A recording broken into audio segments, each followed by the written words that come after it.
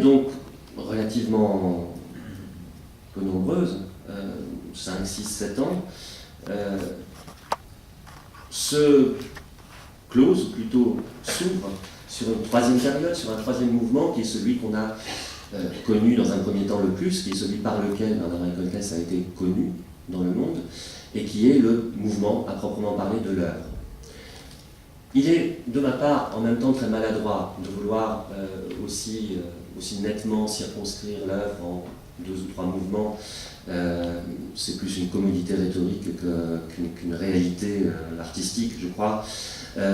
Et un élément parmi d'autres, que les lettres d'ailleurs permettent de saisir, un élément parmi d'autres permettent de déjouer ces périodisations faciles sur lesquelles nous, universitaires, nous projetons parfois trop rapidement. On sait que Bernard-Henri Coltès a un jour reconnu que la première œuvre qui pour lui était véritablement importante, la première, c'est-à-dire celle avec laquelle il considérait qu'il était devenu véritablement un écrivain, c'était La Nuit gisant dans les forêts. Et on savait que Bernard-Henri Coltès, en 1977, avait écrit 2 textes qui avaient été joués la même année. La Nuit gisant dans les forêts et Salinger. Il semblait donc assez commode de penser que Salinger était écrit au début de 1977, puisqu'il faisait partie des textes que Coltès, d'une certaine manière, rejetait dans une première partie de son œuvre, dans une préhistoire de son œuvre, et que La Nuit aurait été écrite à la fin de l'année 1977, ou en tout cas après Salinger. On sait et on voit bien maintenant, d'après les lettres, que les 2 écritures se sont en réalité enchevêtrées, et que même l'écriture de Salinger a plutôt anticipé celle de La Nuit gisant dans les forêts. Il est donc très, très délicat de découper ainsi la vie en différentes périodes. Il est certain d'ailleurs que la dramaturgie de Salinger a peut-être davantage à voir avec la dramaturgie de pièces à venir, comme Key West par exemple, même si il faut reconnaître en même temps que La Nuit gisant dans les forêts, ce texte fait, comme vous le savez probablement, d'une longue phrase, très lyrique, très rythmée, conséquemment reprise, conséquemment et incessamment relancée. Ce texte phrase, donc ce texte particulièrement étonnant, ce texte qui n'est pas précisément peut-être d'ailleurs un texte de théâtre, qui est d'abord un texte pour la voix et un texte pour le corps, et qui peut donc évidemment devenir un texte de théâtre, mais que l'on pourrait à la limite classer aussi bien dans le registre poétique, dans une sorte de vaste poème en prose. Même si donc ce texte, La Nuit gisant dans les forêts, préfigure évidemment d'autres textes aussi de la dernière partie de l'œuvre de Coltès, et particulièrement un texte comme Dans la solitude des champs de coton, par exemple. Je me tourne enfin donc vers ce troisième mouvement, vers cette troisième partie, qui irait de 1977 à la mort de l'auteur.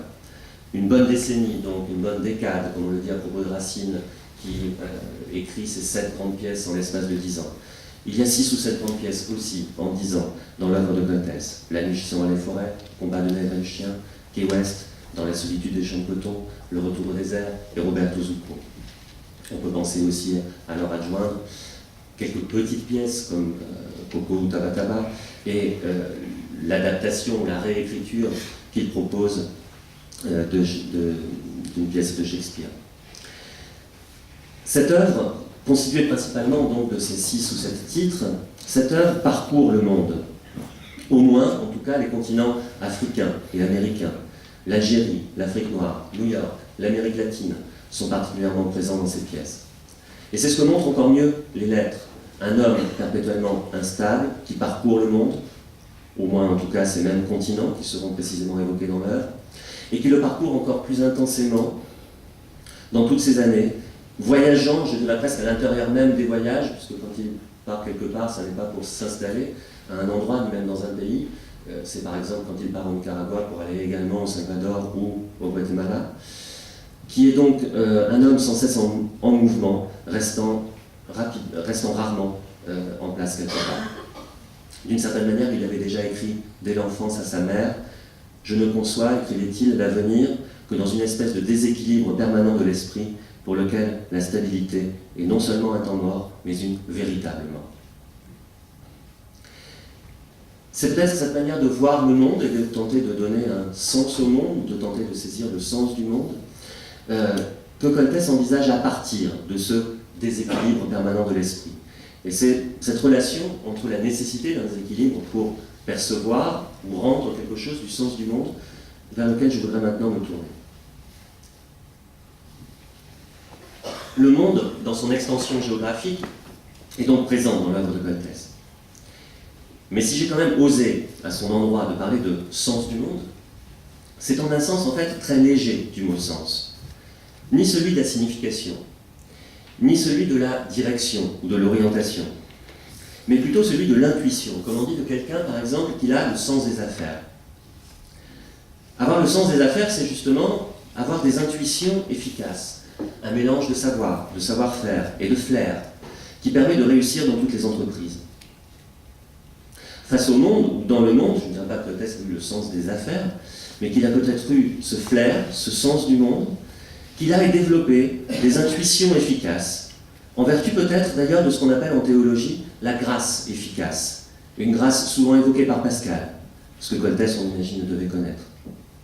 La grâce efficace, pour le dire vite, c'est celle par laquelle l'homme, par l'intervention de Dieu, est certain d'accomplir ses œuvres.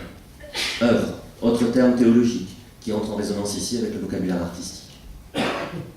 Je n'oserais dire que c'est par l'intercession de Dieu que Koltès accomplit ses œuvres, son œuvre, mais je dirais que Koltès a réussi cette œuvre avec une grâce qu'il a su acclimater ou convertir en chacune ou presque de ses tentatives, dramaturgiques ou plus généralement littéraires et artistiques.